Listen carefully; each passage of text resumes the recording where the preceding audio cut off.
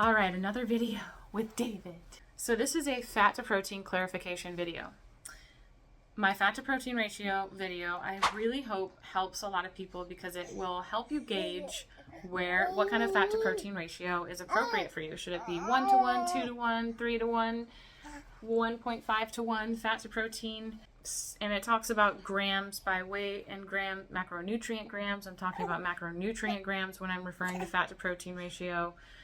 Watch that video if you need that guidance. Now, this is a clarification on that video.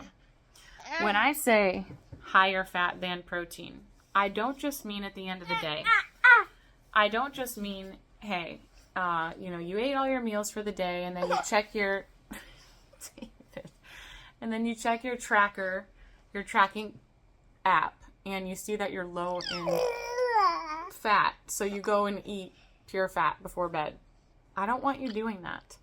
The goal of the fat to protein ratio is to maintain that ratio within every meal. I want you getting higher fat than protein at every meal. Every time you eat, you're sending a signal to your body to use fat for fuel or to convert protein to glucose and use that for fuel. Every time you eat, it should be higher fat than protein if you want to, 2 to 1 fat to protein ratio. It doesn't make any sense for you to eat a bunch of lean meat or, eat a bunch of fish and then eat a stick of butter later. It doesn't make any sense. The fat to protein ratio is about that signal. What are you communicating to your body? Because when you get enough dietary fat, more dietary fat than protein, your body sees that and it says, well, I want to be efficient, so I'm going to start using fat for fuel because you're giving me plenty of dietary fat. I'm going to use that for fuel. And once it knows how to use it for fuel, or you're fat adapted, then you can pull back the dietary fat and use your own body fat for fuel. But if you never do that, if you get more protein than fat in a meal and you're not yet fat adapted, your body could see that protein and say, well, this is the resource that I'm getting the most of. So I'm going to start converting this to fuel via gluconeogenesis. I'm going to start converting this protein into glucose. I've seen this happen many times, and myself included. Now, these days, I am metabolically flexible. I am hormonally stable. Many days, I eat more protein than fat. I have enough body fat on my body.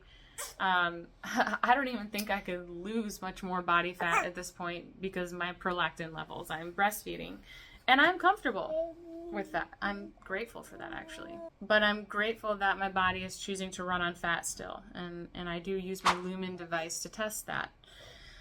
But there was a long season where I had to intentionally get more fat than protein in every meal to keep sending the signal to my body to use fat for fuel. And this was mostly during the season that I was underweight. I didn't have enough body fat. I was stuck in fight-flight mode for a long time, and my body was not running on fat. I was not metabolically flexible. I was not fat adapted. And so you have to identify, which person are you.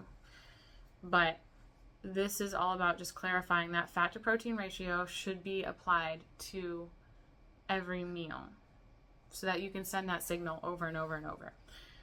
If you get to the end of the day and you haven't hit your fat macro, please don't just eat a bunch of fat. I don't think that's going to benefit you in terms of the fat to protein ratio. Now, if you're doing it to sleep through the night or if it helps lower your cortisol, go for it.